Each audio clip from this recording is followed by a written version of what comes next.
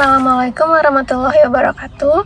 Perkenalkan, nama aku Asifa dengan akhiran NIM 060 dari kelas 6A. Kali ini aku akan membuat video untuk memenuhi syarat ujian tengah semester.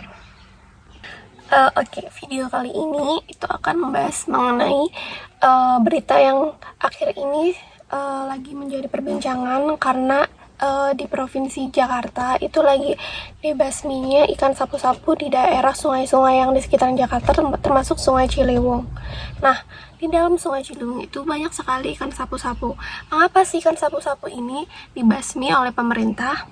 Belum kita bahas lebih lanjut mengenai kenapa ikan sapu-sapu dibasmi di daerah Jakarta. Nah, kita akan mencari tahu sebenarnya ikan sapu-sapu itu berasal dari mana. Ikan sapu-sapu itu berasal dari Amerika, tepatnya di Sungai Amazon. Kenapa ikan sapu-sapu berasal dari situ dan bisa datang ke Indonesia? Nah, jadi ceritanya ikan sapu-sapu bisa datang ke Indonesia itu melalui jalur perdagangan ikan hias. Ikan sapu-sapu saat ini telah menjadi sorotan setelah dibasmi di beberapa sungai perkotaan, bukan satwa lokal. Nah, bagaimana sih awal mulai ikan sapu-sapu ini masuk ke Indonesia? Jadi, ikan sapu-sapu yang dikenal dengan istilah pleko merupakan ikan yang aslinya dari Amerika, tepatnya dari Sungai Amazon, yang merupakan Amazon itu kan adalah sebuah ekosistem perairan yang memiliki tingkat keanekaragaman hayati dan persaingan yang sangat tinggi. Nah, kondisi ini menyebabkan ikan sapu-sapu memiliki kemampuan adaptasi yang lebih tinggi dibanding ikan lainnya.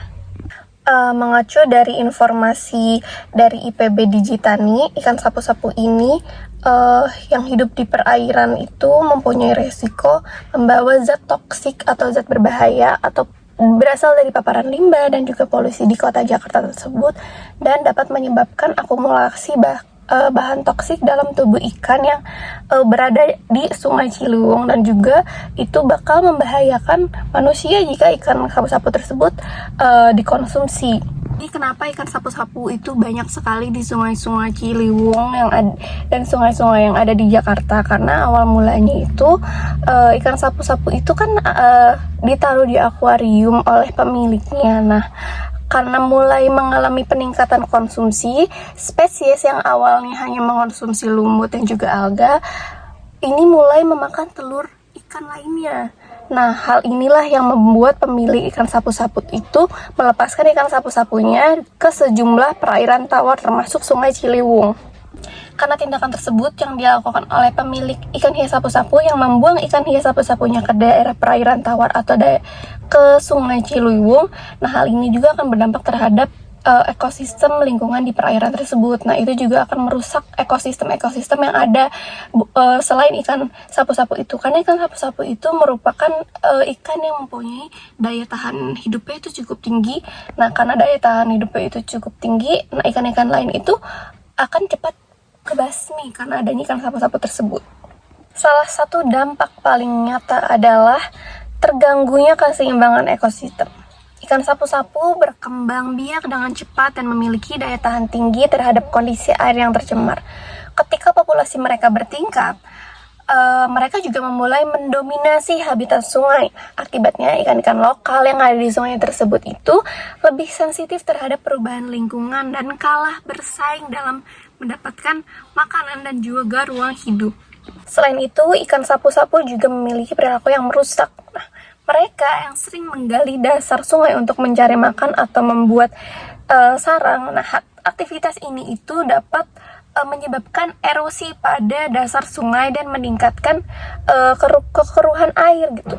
Air yang keruh itu tidak hanya mengganggu kehidupan organisme lainnya, tapi juga berdampak pada kualitas air yang digunakan oleh masyarakat sekitar. Dampak lain yang dirasakan oleh para nelayan lokal juga ikan sapu-sapu ini tidak memiliki ekonomi yang tinggi, dan bahkan seringkali mereka dianggap sebagai hama.